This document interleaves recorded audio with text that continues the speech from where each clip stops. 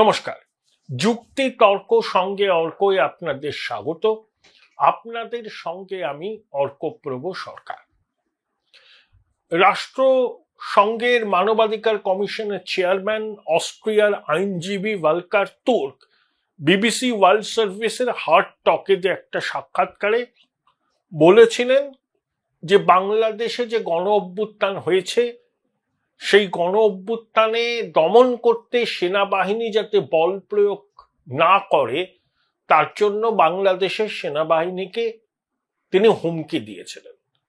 অর্থাৎ বাংলাদেশের সেনাবাহিনী রাষ্ট্রপুঞ্জে শান্তিরক্ষা বাহিনীতে বিপুলভাবে যোগদান করে, সম্ভবত তাদের প্রতিনিধিত্ব রাষ্ট্রপুঞ্জে শান্তিরক্ষা বাহিনীর মধ্যে দ্বিতীয়।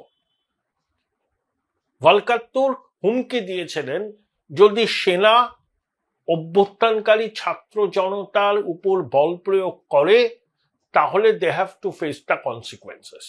তাদের এই রাষ্ট্রপুঞ্জের লুক্রেটিভ অ্যাসাইনমেন্ট বন্ধ হয়ে যাবে। আমরা জানি বাংলাদেশ সেনাবাহিনীর মধ্যে রাষ্ট্রপুঞ্জের অ্যাসাইনমেন্ট পাওয়ার জন্য রীতিমতো ধরাধরি হয়, লবি হয়, কারণ আর্থিক সুযোগ সুবিধা অনেকটা পাওয়া যায়। যদিও সেনাবাহিনী রাষ্ট্রপুঞ্জের মানবাধিকার কমিশনের চেয়ারম্যানের এই বক্তব্যকে নস্যাৎ করে দিয়েছেন। তারা বলেছেন যে বাংলাদেশ সেনাবাহিনীর কাছে এরকম কোনো নির্দেশ রাষ্ট্রপুঞ্জের মানবাধিকার কমিশন পাঠায়নি, এমনকি কিছু বলেও নি। তারা যদি কিছু বলে থাকে সেটা তৎকালীন আওয়ামী লীগের সরকারকে বলে থাকতে পারে। সেনাবাহিনী রাষ্ট্রপুঞ্জের মানবাধিকার কমিশনের এই বক্তব্যের সঙ্গে সহমত নয়। একই সঙ্গে বাংলাদেশের সেনাবাহিনী জানিয়েছেন তারা মানবাধিকার রক্ষায় বদ্ধপরিকর, তারা একটা পেশাদার বাহিনী, আন্তর্জাতিক নিয়ম কানুন মেনে তারা চলে। দীর্ঘ 23 বছর ধরে বাংলাদেশের সেনাবাহিনী 27,000 কোটি টাকা বাংলাদেশের সরকারকে দিয়েছে রাষ্ট্রপুঞ্জের শান্তিরক্ষা বাহিনীতে যোগ দিয়ে, বিপুল পরিমাণ টাকা। তারা বলছে যে শান্তিরক্ষী হিসাবে বাংলাদেশের সেনাবাহিনীর যারা যোগ দেয় রাষ্ট্রপুঞ্জের শান্তিরক্ষী বাহিনীতে তারা হয়তো বেতন ভাতা পান, কিন্তু তার থেকে অনেক বেশি টাকা বাংলাদেশ সরকারকে সেনাবাহিনী দিতে পারে রাষ্ট্রপুঞ্জের শান্তিরক্ষী বাহিনীতে যোগ দিয়ে। আসলে বাংলাদেশের সেনা এখন মুখ লুকোতে ব্যস্ত। তাদের কাছে কোনটা প্রায়োরিটি? গণ অভ্যুত্থানের সময় যেভাবে সরকারি সম্পত্তি ভাঙচুর হয়েছে, মেট্রো রেল ভাঙচুর হয়েছে, অন্যান্য ইনস্টলেশনকে ভাঙা হয়েছে, তা দেখেও সেনাবাহিনী ব্যবস্থা নেয়নি। অর্থাৎ দেশের সম্পত্তি রক্ষা করার তাগিদ তাদের কম, রাষ্ট্রপুঞ্জের শান্তিরক্ষী বাহিনীতে যোগদান করার ইচ্ছে অনেক বেশি। এই ন্যারেটিভটা বাংলাদেশে কারেন্সি পেয়েছে। অর্থাৎ সেনাবাহিনী দেশের প্রতি উদাসীন, সরকারি সম্পত্তি রক্ষা করার ব্যাপারে তারা নির্লিপ্ত, তারা শুধু নিজের স্বার্থটুকু বুঝছে। এই ন্যারেটিভটা কারেন্সি পাওয়া মাত্র সেনা আইএসপিআর বিবৃতি দিয়ে রাষ্ট্রপুঞ্জের মানবাধিকার কমিশনের চেয়ারম্যানের বক্তব্যকে খণ্ডন করেছে।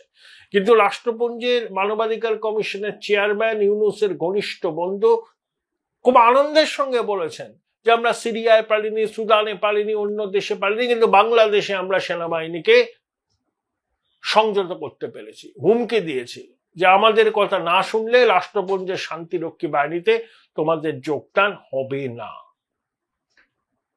অর্থাৎ এটা যে একটা বড় নীল নকশা, ইউনূস, তার বন্ধু ভলকার তুর্ক, আমেরিকার deep state, Clinton Foundation, Marcia Bernicat, এ সবাই মিলে করেছিল। ডোনাল্ড লু এবং তার সঙ্গে ছাত্ররূপী জঙ্গিরা এবং পাকিস্তানের আইএসআই এবং জামাত সহ এই যে হিজবুত তাহরির বলছে আমরা অভ্যুত্থানে ছিলাম, তাহলে নিষিদ্ধ জঙ্গি সংগঠন রাডিকাল ইসলাম, মাদ্রাসা শিক্ষিত ছাত্ররা, ভারত বিরোধী মুক্তিযুদ্ধ বিরোধী শক্তি এবং ইউনূস ও নিজের রাজাকার ব্যক্তিগত প্রতিহিংসা চরিতার্থ করার জন্য এই অভ্যুত্থানটাকে সংগঠিত করেছিল। একদিনে ইউনূস করতে পারেনি এটা। 5-6 বছর ধরে নিরলস ভাবে চেষ্টা করে গেছে স্ট্রেংথেনিং দ্য পলিটিক্যাল ল্যান্ডস্কেপ, এই মুখোশের আড়ালে থেকে বাংলাদেশকে জঙ্গি রাষ্ট্রে পরিণত করা। সেনাবাহিনী দেখেছে তাদের ভান্ডা ফোর হয়ে গেছে, এখন আত্মপক্ষ সমর্থনে দুর্বল যুক্তি খাড়া করছে। ঠিক আছে, দেশের জনতার উপরে সেনাবাহিনী বল প্রয়োগ করেনি, গুলি চালানি, এটা আমি মেনে নিলাম, কিন্তু ওই জনতার মধ্যে যে জঙ্গি জিহাদিরা ছিল। Join Indian Institute of Hotel Management now. Right choice, right decision. যারা মানবতার শত্রু তাদেরকে সেনাবাহিনী চিহ্নিত করে তাদের বিরুদ্ধে ব্যবস্থা নেয়নি কেন? সেনাবাহিনীর তো গোয়েন্দা বিভাগ আছে, তারা কেন আঁচ করেনি যে এই অভ্যুত্থানে মানুষ ছিল, স্বতঃস্ফূর্ততা ছিল, কিন্তু ছদ্মবেশে জঙ্গি জিহাদিরা ঢুকে পড়েছিল? তাহলে সেনাবাহিনী ব্যর্থতা, শেখ হাসিনা সরকারের গোয়েন্দা দপ্তরের ব্যর্থতা যে তারা আঁচ করতে পারেনি। তারা হালকা চালে নিয়েছিল।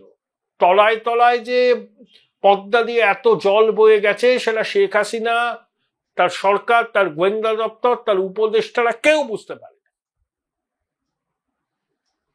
সেনারও তো একটা গোয়েন্দা বিভাগ আছে, তারাও বুঝতে পারেন, বা বুঝেও তারা চুপ করেছিল ওই রাষ্ট্রপুঞ্জের চাকরি হারানোর ভয়। এখন বিবৃতি দিয়ে, এখন চ্যালেঞ্জ জানিয়ে কি হবে? বাংলাদেশের সেনা কোনোদিন যুদ্ধ করেনি, অত্যন্ত দুর্বল। 53 বছর স্বাধীন হয়েছে, সেই স্বাধীনতার পরে বাংলাদেশের সেনাবাহিনী কোনোদিন সীমান্তে কোনো আগ্রাসন রোখেনি, শুধু শান্তিরক্ষী বাহিনীতে যোগ দিয়ে টাকা কামাবার ফিকির খুঁজেছে, এবং তার মধ্যে সেনাতে র্যাডিক্যালাইজ হয়ে গেছে। এই যে ফাইজুর রহমান, সে জামাত ঘনিষ্ঠ, পাকিস্তান ঘনিষ্ঠ নেতা, সে ইসলামাবাদ রাওয়ালপিন্ডি ঘুরে এলো, সেই ওয়াকারুজ্জামানকে হটাতে চাইছে। তার সঙ্গে কিছু প্রাক্তন সেনাকর্তা আছে, যেমন ইকবাল করিম চৌধুরী, যে হাসিনা আমলেই সেনা প্রধান হয়েছিলেন, কিন্তু এখন তিনি হাসিনা বিরোধী হয়ে গেছেন। দীর্ঘ পোস্ট করছেন সমাজ মাধ্যমে, বলছেন সেনানিবাসে রাজনৈতিক দলের নেতারা আসিফ নজরুল কেন সেনা প্রধানের আহ্বানে গিয়েছিলেন? তারা তো অভ্যুত্থানের মাধ্যমে শেখ হাসিনা সরকারকে পতন ঘটিয়েছিলেন, তারা তো জয়ী পক্ষ। জয়ী পক্ষ কেন সেনা প্রধানের আমন্ত্রণে ক্যান্টনমেন্টে গিয়ে বৈঠক করে সরকার গঠনের বিষয়ে একটা ঐক্যমত্য তৈরির চেষ্টা করেছিলেন? তাহলে যা উচিত হয়নি বলে ইকবাল করিম ভুঁইয়া বলেছেন। তিনি, ফাইজুর রহমান সহ আরো অনেক প্রাক্তন সেনাকর্তা এবং বর্তমান সেনাকর্তা মিলে ষড়যন্ত্র করছে যে ওয়াকারুজ্জামানকে পদ থেকে সরাবার। কিন্তু ওয়াকারুজ্জামানের সমর্থন আছে বাংলাদেশের সেনাবাহিনীর নিচের তল এবং মিডল ম্যান। ওয়াকারুজ্জামান অসৎ সেনাকর্তা নন, কিন্তু ভীতু সেনাকর্তা।